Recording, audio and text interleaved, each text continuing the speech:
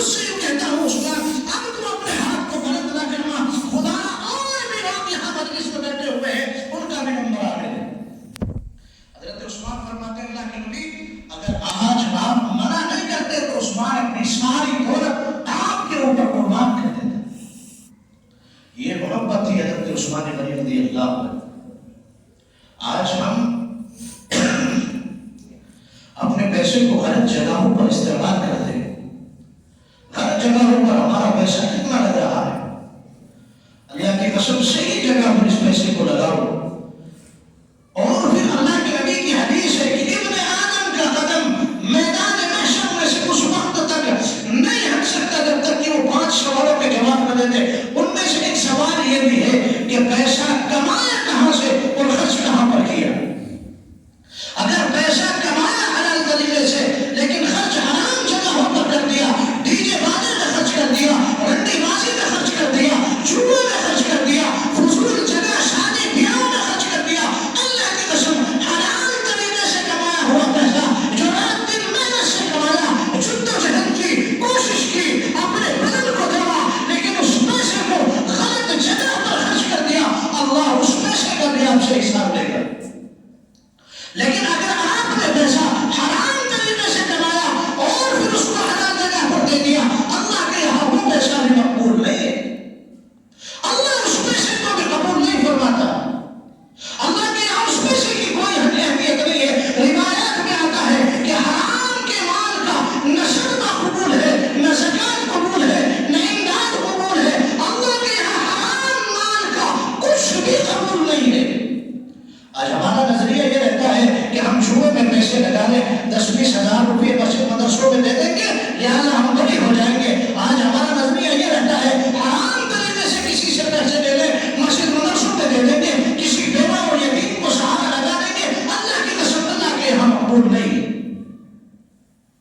اللہ کے یہاں مقبول نہیں۔ تو اس لیے اس بات کو یاد رکھو، حلال طریقے سے پیسہ کماؤ اور حلال جگہوں پر ہی خرچ کرو۔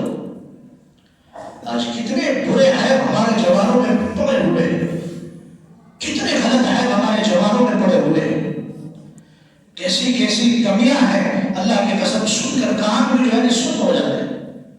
ایسی ایسی برائیاں ہمارے اندر موجود ہیں، ہر طرح کا عیب ہمارے اندر موجود ہے۔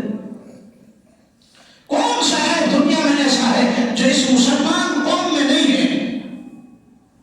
ہر جگہوں پر جلسے جلوس جماعت والے ہر جگہوں پر سمجھا رہے ہیں، لیکن پھر بھی اس نوجوان نسل کی سمجھ میں نہیں آتی، اس کا تو پتہ نہیں راستہ ہی کون سا منتخب ہو گیا ہے۔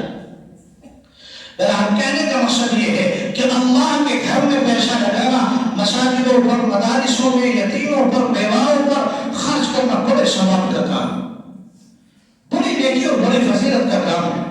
سیدنا عمر فاروق رضی اللہ تعالیٰ عنہ اور سیدنا عمر فاروق رضی اللہ عنہ اور سیدنا ابو بکر صدیق رضی اللہ عنہ دونوں صحابی تھے اور دونوں اعلیٰ درجے کے صحابی ہیں۔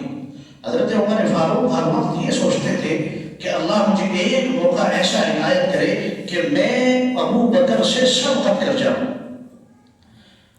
جب نیکی کے کام کرنے میں سبقت کا آدمی میں رشک پڑ جاتا ہے، جب نیکی کے کام کرنے میں آدمی کے اندر جوش پیدا ہو جاتا ہے تو پھر اس کا مرتبہ ہی الگ ہوتا ہے۔ آج ہمارے یہاں ہماری قوم میں کیا ہے کہ اس کے یہاں ڈی جے ایسا آیا تھا بیا میں تو اس سے اچھا بچا، اس کے ایسے ہوا تھا تو اس سے بہتر کر۔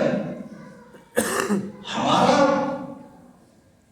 جو ہے پیسہ حرام جگہوں پر خرچ کرنے میں من ہی نہیں دکھتا، لیکن جب حلال جگہوں پر باری آتی ہے تو پھر ہم پیچھے ہٹ جاتے ہیں، ہمارے من میں تکلیف ہونے لگتی ہے۔ اور یہ بھی ایک چیز ہے کہ یہ بھی منافقت کی علامت ہے، یہ بھی منافقت کی علامت ہے۔ اللہ نے جب روپیہ پیسہ ہمیں دیا ہے، دیکھو یہ جو اللہ نے مال دیا ہے ایماندار لوگوں کو، سیدھا مسئلہ ہے حدیث کا۔ روایت میں آتا ہے کہ مال اس لیے دیا ہے کہ مالداروں سے لے کر غریبوں کو دیا جائے، بس مالداروں سے لے کر غریبوں کو دیا جائے۔ اللہ نے مالداروں کو مال اس لیے دیا، اس لیے نہیں دیا کہ مال اللہ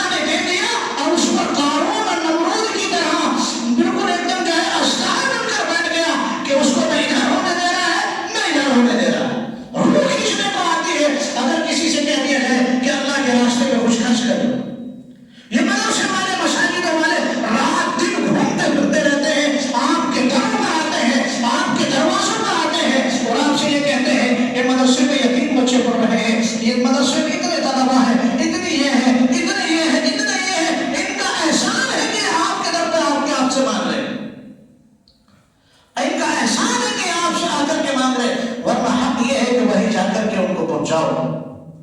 حق تو یہ ہے اللہ کی قسم، خود